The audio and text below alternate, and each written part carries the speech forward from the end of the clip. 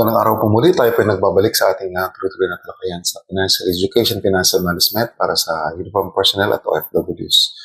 So, dito tayo mag-uumpisa, no, sa noong nakaraang araw, tayo po ay nagbigay ng mga milestones, 100,000, 500,000, 1 million milestones. So, ito yung mga tatargetin natin, ng mga milestone na dapat ma-achieve natin. So, first and foremost, natin pag-usapan yung 100,000. Kaya nga sinabi ko, ito yung pinakamahirap, pinaka-challenging na portion because we're just starting up, no?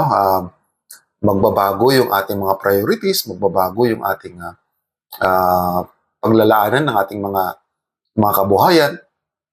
So ito yung pinakamahirap. But first and foremost is hindi ito,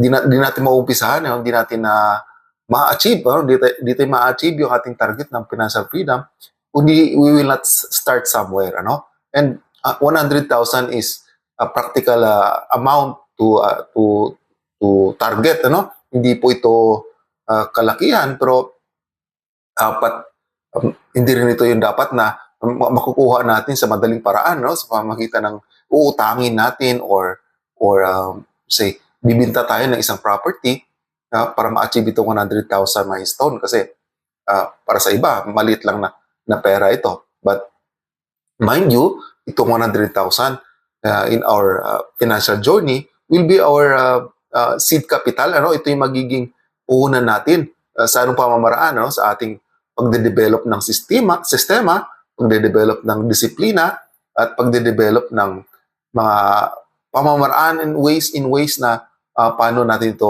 ma-achieve. Kasi pag meron tayong target o meron tayong objective, is napifix yung ating focus doon, napifix yung ating vision na ma-achieve yun. So first and foremost is we have to have this clear target, 100,000. Of course, I'm referring to 100,000 pesos. Kung medyo na kayo, if you're working sa US, if you're working sa ibang you could convert this 100,000 into the currency na kung saan kayo ngayon, mas maganda yon, mas malaki yung magiging value niya, pag kinonvert pa natin sa peso. So let's simplify things, gawin natin itong 100,000 pesos, So paano ba natin ito? Ano ba ang kuha natin? First and foremost, di ba sabi natin, dapat sa lahat ng bagay is unang-una natin na na-define is yung goal, yung objective. So our objective is to achieve 100,000 net, into our savings and investment. So hindi lang ito purely savings, it is a mixture of savings and investment. At ito rin po din natin masasabi na yung 100,000 kundi pag sa iba naman it could be their net worth na, kasi nung kami na sa active service pa, minsan yung mga net worth ng mga pag during this time nagpa-file ng statement of assets and liabilities and net worth, karamihan nagde-declare ng negative net worth. At iba tuwang-tuwa pa, negative ako, okay lang, gito ganyan, di joke around, doon sa lumalabas sa kanilang salin na their negative net worth, dahil sa sobra-sobrang mga utang, sobra-sobrang mga liabilities na binabayaran, future liabilities na tuloy-tuloy pang babayaran. So nagiging negative net worth. So ito yung target natin is ma-achieve tong 100,000 savings and investment. So unang-una, dapat meron tayong objective, meron tayong goal. And then we will apply it into automatic deductions, yung sinasabi natin para mawala, maisatabi natin yung emotional spending, yung mga, kailangan mo pang pag-isipan, kailangan mo pang pagmuni-munihan, i-automatic na natin, let's use the advantage ng automation, pwede natin siyang ipa-deduct automatic sa finance, sa pamamagitan ng pag-request na automatic deduction para hindi na tayo mag-iisip, hindi na tayo dadalawang isip pa, kung tatabi ko ba ito or i-spend it somewhere else. So ang ang figure is it could be 20 to 30% of our income, ano? So pag malaki-laki yung natitake home mo pa yung income mo, pag malaki-laki, this 20 to 30% is malaki din, ano? Pero pag medyo maliit din. But we should fix, no? We should fix the percentage. Ito yung pinaka-importante. Dapat alam natin ano yung dapat natin na binabawas, ano? Hindi yung tantatansya na lang. Of course, pag i-apply natin yan, no? I-fix na yan. So minsan, yung iba ginagawa nila, taga-adjust, ano? Pag medyo mabigat, it's flexible naman, ano? Pag medyo mabigat yung 30%, baka pwede natin bawasan. Request na naman natin, gawin natin 25 or 20%. And until such time na ma-feel natin na parang wala lang, ano? Hindi na siya ganun kabigat. Kasi hindi na natin nakikita yung 20 to 30% na yan na naibabawas sa atin para na lang yung deduction ng ating mga utang. Hindi na natin pinapansin as time goes by. So our salary becomes part of our savings in hindi na tayo hindi na tayo mag-iisip pa, ano? We treat savings like bills, no, na binabayaran natin, ano? Kasi ang mga tubig kuryente na binabayaran din, mga internet, binabayaran naman natin, no? Kahit naman na wala mag-uutos sa atin na bayaran natin yan. Kasi alam natin na pagka hindi natin binayaran, mapuputulan tayo. Lalo-lalo pag automatic deductions na natin yung mga savings investment natin, hindi na natin ganun nararamdaman. So, 20 to 30% na ating, then, pag automatic deductions kasi, alam na natin kung kailan natin ma-achieve itong 100,000, ano? Makikita natin, makukompute natin agad, no? Sa isang pindot lang na, kahit minsan, isa-isip na lang natin, kaya natin i-compute ilang para. Let's say, magpapadidak ako ng 5,000 a month, ano? 5,000 a month, and then, 60,000 a year, could equate around ilang taon, ano? 3 years, more than 3 years mo ma-achieve, to be exact, mga 33 years, 3 years or 33 months, ma-achieve mo yung 100,000. So, hindi lang pala, 5,000 times 12, 60,000. So, around hindi nga abot ng 2 years, hindi pala abot ng 2 years, sorry, sa computation. Hindi abot ng 2 years, ma-achieve mo na yung 100,000. Kung medyo mabigat, pag marami pa tayong loans, pwede din i-adjust na kung 3,000, ilan isang taon yun, no? 36,000. So, yung pala, 3 years, pag 3,000 yung ating about auto-deduction. So, alam na natin na within 3 years, makukuha na natin, no? Mahigit na 100,000, no? Plus, maramdaman na natin ito, ano? Pagka nilagak natin to sa mga share capital, maramdaman natin, no? After 3 years na yan, hindi lang siya 36 times 3. Kasi magdadagdag pa dun yung mga magiging dividendo niya. And then, pagka medyo maluwag pa, yung magiging earnings nun, yung mga dividendo na pwede pa natin ipasok. At yung after 3 years, malaki-laki, ano, more than dun sa kinumpute natin dahil sa magiging gains niya, no, sa mga dividends, ano. So, habang nagbi-build up tayo nito, huwag natin kalimutan mag-build up rin ng emergency fund. So this is very important na keep on repeating this, na kahit na nag-build tayo ng ating savings and investments, wala pa tayong emergency fund, dapat sinasabay natin, no? Kasi ito ay magiging protection, ano. Kung doon na tayo focus sa savings and investments, ano, yung 100,000 na sinasabi natin na goal natin, and then wala tayong emergency fund, malamang, ano, pag nagkaroon ng emergency, hugot yan yung naiipon natin, na dadaan natin na iipon. So, pagsabayin natin, ano, pag wala pa tayong emergency fund, ang suggestion nga ng iba is unahin muna yung emergency fund before anything else, unahin muna. Pero pag kaya naman sa ating mga budget, ano, kasi maganda yung, alam mo, yung aga pa lang, kasi habang nagbibuild up ka ng emergency fund, nagbibuild up ka rin ng savings and investments, then yung mga savings and investments na yun will also nag-expound din siya, nagko-compound din siya, laking tulong, no? Pwede natin pagsabayin or pwede natin priority mo ng emergency fund, depende sa ating mga priorities, ano? So, emergency fund dapat meron din. Then, pwede rin natin pag emergency fund natin na wag natin rito gawing dormant, ano? Wag natin itong ilagak lang sa bangko, ano, ilalagay lang sa ATM, easy access. So, minsan nagagalaw natin. So, yung mga emergency fund natin, pwede natin siyang ilagak din sa mga nag-earn na mga vehicle, ano. Kung pwede nga natin siya ilalagay sa mga share capital kasi share capitals sa mga savings loan association pwede rin siyang maghugot. Pero alam natin, dapat natin it will define na yung amount na yun is for emergency fund, yung amount na yun is dapat sa savings and investment. So dapat naka well defined yan, ano. So ito yung ating dapat gawin, ano. So sinabi ko kahapon, ano, nagbabadya, ano, nagbabadya yung increase. So if we receive our increase, dapat hindi tayo nag-increase ng ating lifestyle, ano.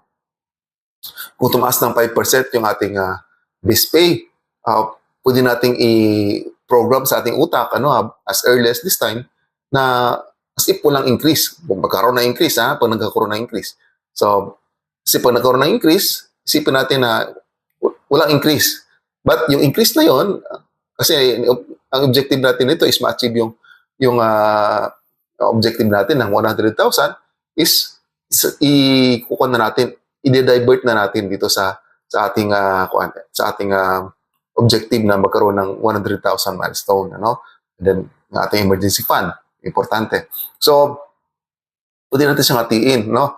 At least 50% sa ating i-increase ay ating dito na ilalagak, no? 50%.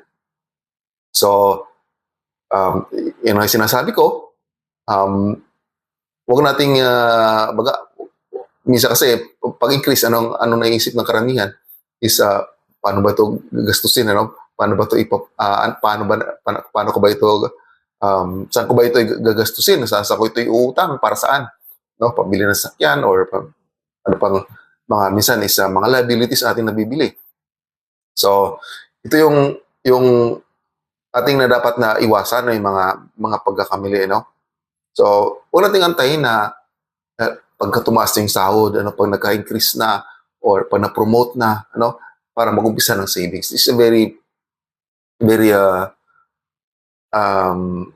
fatal mistake, ano, sa financial life ng karamihan sa mga tao, no? Yung manyana habit, ano, sa kanila, no, pagka medyo maluwag-luwag na. So pagka dumating naman ng time na medyo maluwag-luwag na, yung sinasabi natin, hindi na naman kakatotoo kasi iba na naman ang mga priorities natin, iba na naman yung mga circumstances natin sa buhay. Huwag tayo mag-try rin sa mga high risk na investments, and then yung inconsistency, ano, na mag-upisa ka ngayon tapos medyo may problema, kakat mo na naman yung automatic deductions mo, then start ka na naman. Consistency is the key, ano. Kaya sinasabi ko, habang maaga umpisahan natin, kasi pagka hindi tayo consistent, pag hindi tayo pag hindi natin disiplina ang sarili natin, hindi natin ma-achieve yung mga milestone natin hanggang sa time na ma-achieve sana natin. Yung, at least yung 1M, ano, malaking bagay pag na-achieve natin yun. So, tracking, ano, sa ating mga dapat na monitor natin, no? From time to time na update natin yung ating mga passbook para makikita natin yung progress. Kasi these things, ano, will give us motivation. Kapag motivated tayo, ano, mas mapupursigin natin yung ating mga ma-achieve yung mga goals na ito. Kasi pag naabot natin yung 100,000 at nakita natin yung advantage ng pagkakaroon ng compounding interest, ano, as time goes by, lumalaki, tinutulungan na ng mga dividendo yung ating yung ating mga savings, no, hindi lang savings ang nagpapalaki ng pera, but also the dividend, na dapat yung dividend na binabalik na ulit natin sa principal. Hindi ma-appreciate natin yung kagandahan ng compounding. And then, it will be just part of our system na hindi na siya ganun kahirap, hindi rin sa ganun kabigat yung friction kasi nakikita natin yung benefit. It will also help in our mental health. Yung peace of mind ng yung financial stability. It somehow hindi naman ganun stable kaagad na nakikita natin. But yung stability na nakikita natin na may tumutulong sa atin aside sa ating effort, yung sa ating trabaho. There is this dividend paying investments na helping us, hindi naman na mag-effort, it's like doing business na dapat mag-effort ka. Pagka nailag mo dyan, hayaan mo lang yung sistema, observe mo lang, sometimes it will rise, it will go down. Normal lang yun, normal lang na ganun ang flow ng market. Kasi depende rin yan sa income ng mga savings and loan association. So, given this idea na paano natin umpisahan, ang pinaka-importante is umpisahan natin. Wag tayong next year na lang, next month na lang, or next quarter, or whenever. Hindi po tayo makakarating sa ating paruruna pag hindi natin umpisahang maglakad, umpisahang tumakbo.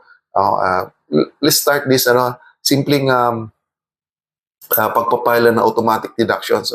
O medyo mabigat yung 5,000 or 3,000, umpisahan natin sa 500 or 1,000.